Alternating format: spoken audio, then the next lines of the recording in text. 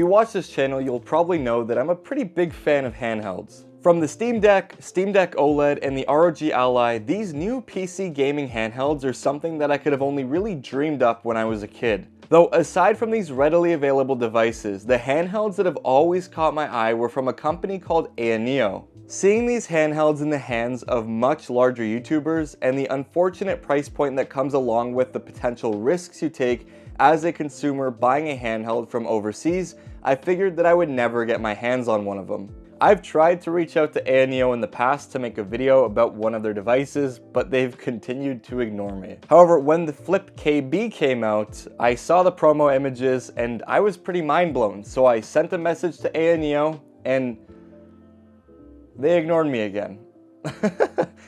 Until they randomly cold emailed me asking me if I wanted to take a look at the new Flip KB. So of course I said yes. And here are my findings after spending a couple of weeks with this handheld. It's no surprise that us creators deal with a ton of spam and targeted scam emails all the time. But someone like my mom, who's rarely ever online, deals with phishing attacks more often than you'd think. Whether it's an email or an annoying abundance of phone calls, dealing with this can not only put you at risk, but be extremely exhausting. After having found out that a lot of this comes from ever-increasing data breaches and the fact that major people search sites exist, which share information like phone numbers, home address, and license plate numbers, I was happy when Incogni reached out to sponsor this video. Incogni puts an end to companies holding and sharing your data like your social insurance number, date of birth, employment history, and other very serious personal identification markers by allowing you to submit takedown requests easily. After creating an account for Incogni with the information that I provided,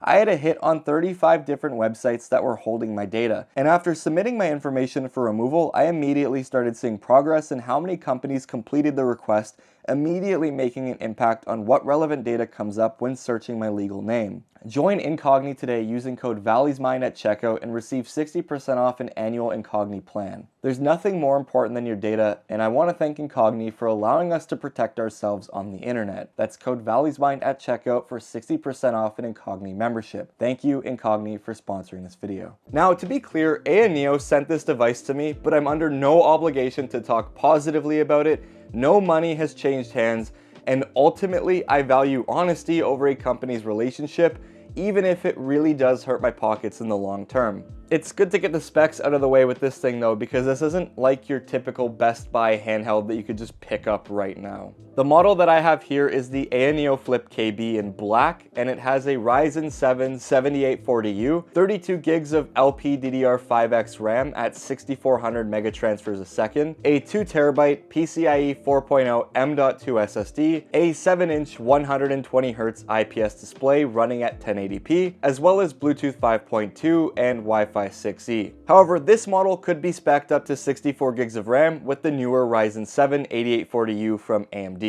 Pricing is something that I want to set straight though, as the base model with 16 gigs of RAM and a 512 gig SSD is going to set you back $900 US, whereas the model that I have here in my hands costs about $1130 US.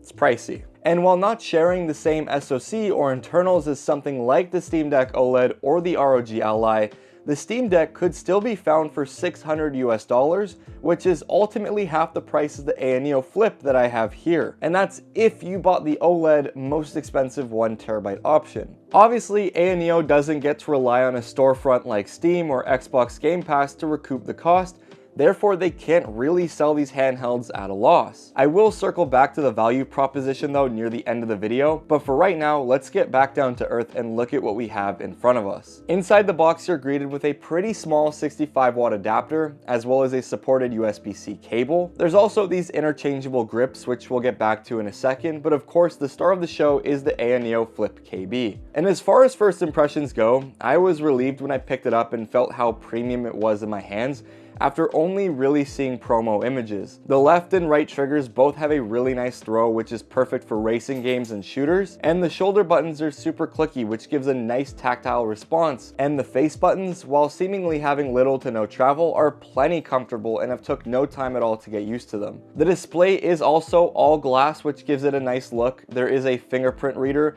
a built-in mini trackpad, a micro SD card slot, a headphone out, two USB-C ports, and an Oculink port for external graphics cards. And of course, the USB-C port that is closest to the microSD card slot is a USB 4 port, so you could use it for external display outputs or by using a graphics card. Oh, and forgive me for not mentioning the giant ass RGB keyboard on the inside of this thing. So on first impressions, I wasn't too much of a fan of having a keyboard just permanently sitting there, as I do feel like it does take away a little bit from the overall look and sleekness of this design. But I can't tell you how many times it's actually come in handy for sending messages in game, actually being able to Alt F4 and have function keys for things like screenshotting, calculator, and screen brightness.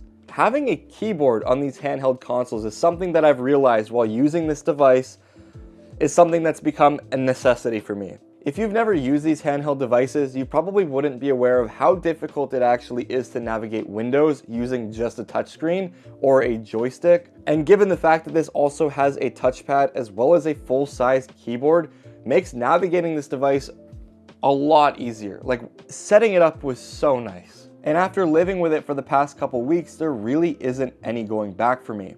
I guess since we are talking about the build though, I want to talk about something that really irked me. So the thumbsticks, they're obviously not full size since they need to be recessed into the body to accommodate this flip up screen. And I really do feel like this is the only area for me that something like the flip doesn't make a tremendous amount of sense. It really only comes down to the games that I play being more so action or FPS titles where muscle memory is important. And coming from a regular thumbstick layout on the Ally to picking up this just feels off. To make it worse though, it's got this offset Nintendo Switch style layout where the right stick is much lower, making the grip super awkward if you're into those kinds of competitive shooters like Call of Duty. I think I would have liked to see the thumbstick and face button position flipped, as I feel like it would have made the most sense for most people, but this is kind of a nitpick. Thankfully though, the thumbsticks are Hall effect as well as the triggers, which does allow them to be more accurate and theoretically prevent stick drift entirely. And the display does have 3 positions it can lock to when open: 100 degrees, about 140, and flat out at 180. Though it does pretty well in those stages in between. Like, the position that I want to play at most of the time is pretty much just before it being flat out. And if I wiggle it, it doesn't really snap into place. You have to put a lot of give into it. If you're playing comfortably just in bed or something, or just sitting at a couch, you're not gonna have a problem with this screen just snapping in and out of place.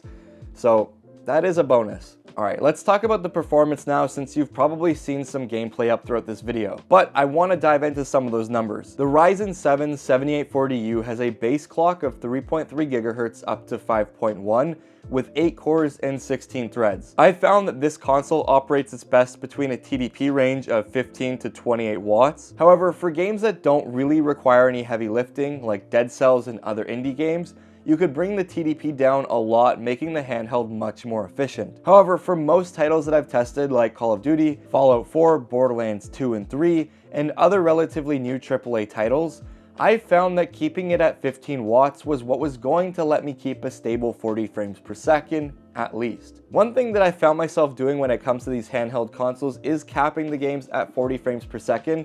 I found that it helps a lot with trying to get more efficiency out of the device while also keeping a relatively playable gaming experience. I think that for most titles, 40 frames per second on this thing is going to be the sweet spot, just like I've said on the Steam Deck and the ROG Ally. And for games like Assassin's Creed Odyssey, that 15 watt limit with a 40 frame per second cap on the display running at 1080p gave me a really enjoyable gaming experience while also still looking and feeling great. The thing that kind of kills the experience for me when playing these more demanding AAA titles though is the battery life. So I've updated the AYANEO to the ASpace's latest firmware. I've done all of the Windows updates, and I've done all of the graphics driver updates as well, and I really cannot stretch this battery life past an hour and a half given the titles that I'm playing. The longest I've been able to play a AAA title for was Assassin's Creed Odyssey, again at 15 watts, but the runtime was about an hour and a half. Now obviously within this realm of gaming handhelds, I'm not expecting 10-hour battery life. However, if I'm really trying to get into a game, the battery anxiety on this thing takes away some of the fun, reminding me that I should always play near an outlet if I really want to. This has kind of made the Flip KB live at my bedside table with its included 65-watt charger. Now, the positive to this is that if you don't care about efficiency, you can really crank the hell out of the AYANEO Flip. There is a 30-watt turbo mode, but at 28 watts, I found the performance to be impressive, sometimes pushing over 120 frames per second in Call of Duty Modern Warfare 3 multiplayer, with balanced graphics settings at 1080p. I should note that I've reserved additional system memory for my GPU, giving it a total of 10 gigs to pull from, and it's been a solid experience, especially for more graphically demanding titles like Call of Duty. Being able to crank this game though, in bed at night when the wife is sleeping, has been really fun, and typically this hasn't really been easy to pull off since handhelds like these are getting very loud. The Steam Deck is one that I really couldn't play if I was trying to be quiet, because at a higher TDP, that thing sounded like a jet engine taking off. And take my word for this because I don't really have a way of measuring it, but the AYANEO Flip is not that loud. The noise generated by this little fan is actually quite reasonable, and because it's a little bit bigger than what I'm used to on handhelds like these, it doesn't have a high-pitched whine, it sounds more of like a low-end rumble, which is really acceptable. And given that the intake is actually right here next to your fingers, it's pulling in all of that cool air, essentially cooling off your fingertips. And that really does mitigate all of the extra heat that's being built up by the console. So no, when I play this thing, my hands aren't getting drenched in sweat like something like the Steam Deck. I think in thermals, despite the fact I've seen the GPU reach about 80 degrees, this is again the most comfortable, thermally feeling handheld I've used. Does that make any sense? As far as how these games look, the 368 ppi 1080p display is good. It's not insanely bright at only 400 nits, but it is pleasing to look at, and it is touchscreen, which also allows for easier navigation throughout Windows 11's tablet mode. The speakers, while they are like front firing, I would say, not firing directly at you, but I guess toward your chest while you're playing, are loud, but they aren't insanely good. They don't have much low end, so when it comes to games like Call of Duty or Assassin's Creed, you're losing a lot of the detail in the sound. And for games that are kind of dependent on music or have a really good soundtrack like some indie titles, it's not going to give you the most enjoyable experience. Thankfully with Bluetooth 5.2 you can just pair a Bluetooth headset or plug one into that headphone jack, but I would stay away from this if you plan on watching YouTube videos, using those speakers, or listen to any music. I really do think that my favorite feature about the Flip KB really comes down to its novelty, because this thing is folding down.